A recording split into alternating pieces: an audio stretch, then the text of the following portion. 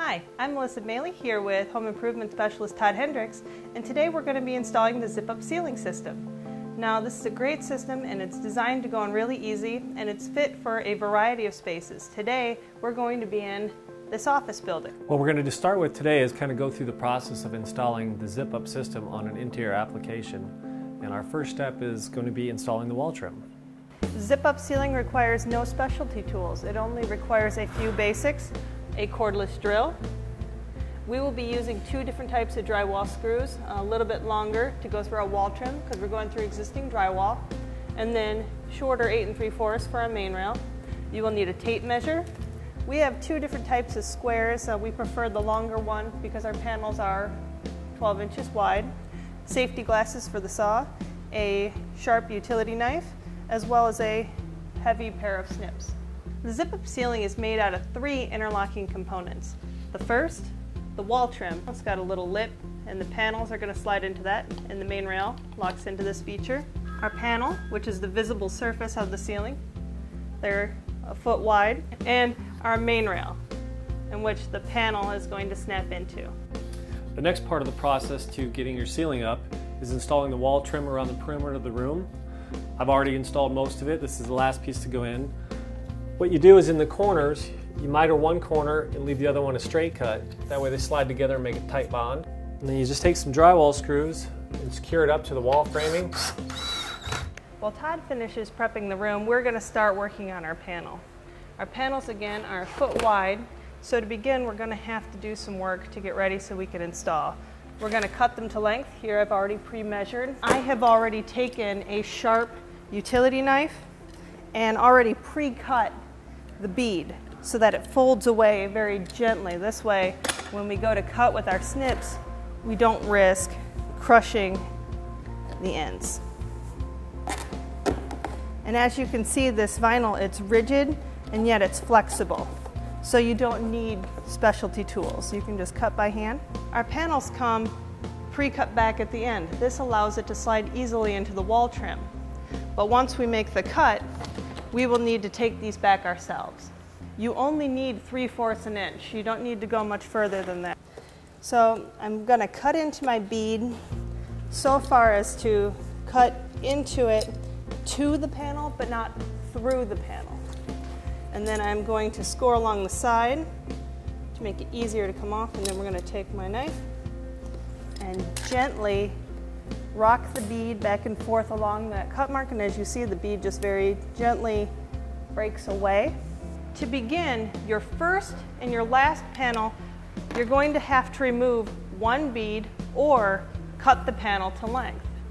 We are going to be starting with a full panel, so I'm going to just remove one bead from one side of the panel. Score along the side of the bead, gently making sure I don't, again, go through to the panel, but just stay alongside the bead, and the bead will slowly peel away from the panel. Okay, we're ready to start putting our first panel in, and we've got a supply air ductwork here that we're going to have to cut a hole in for our first panel. We've already taken the measurements. We're going to take the panel outside, cut the hole, then we'll reinstall it, and we'll show how this fits down into our system. Okay, we've marked out where that piece of ductwork is going to go, and now I'm just simply going to use a razor knife and cut it from the back side. You just score it a couple times each direction, and then the pieces will just pop out. We start with our first panel, which we remove the bead from, and we're just going to slide that into the bottom lip of the wall trim. It helps if you start on one corner on one side of the wall trim and then slide it into place. This will make sure that the wall trim kind of feeds itself into that channel. The next step in the process is to cut all the main rails to length.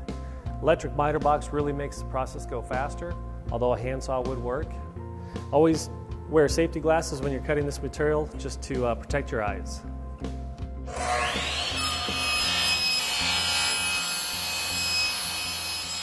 Now it's time, after we got our first panel in, to put our first main rail in. You get the rail positioned in here sideways, and then you turn it on edge so it slides up and locks into the wall trim. You position it just above the first zip on the panel, and you just start pressing it in from one side, working your way down.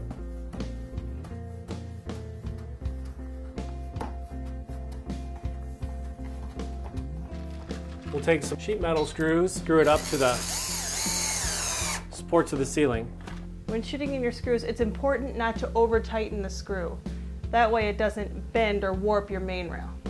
Next, we insert the second panel into the wall trim and we slide it along into the other side of the rail, and then we're just going to repeat. We're going to go panel, rail, across the room.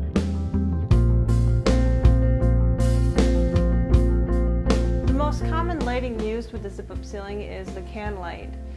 It's useful because you have a wide variety of positions within our rail structure to get your placement just right. What's great about can lighting is it can actually mount to either side of our main rails directly to allow you to position it exactly in the room where you want to be. We're only going to put one can in this room because it's only 10 by 10. This rail actually falls dead center in the room, so what we decided to do is just push the can as tight to this as we can. We're only going to be an inch off center. Nobody will notice it. There is a process where you can cut these rails, throw some blocks in, move this can to dead center. We just didn't find it necessary on this application. Okay, now that we get the panel snapped back in and the can light is above, I'm going to reach over to the side and mark the center of my can. And I know that it's just off the rail, so I'm going to mark the center. You don't have to be exactly accurate because I'm going to use a rotozip. Just like when you work with drywall, we'll just start it, make our circle, and then put our trim on.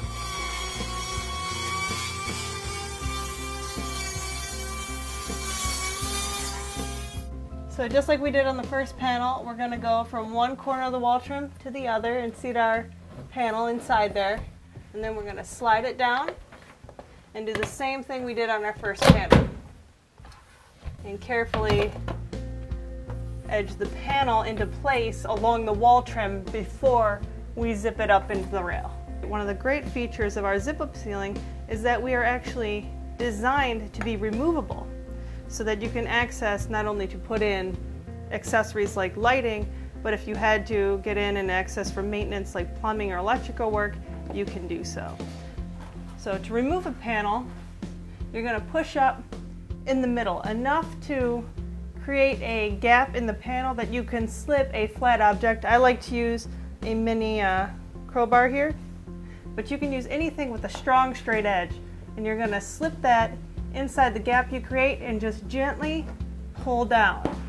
And this is enough to separate the seal between the panel and the rail.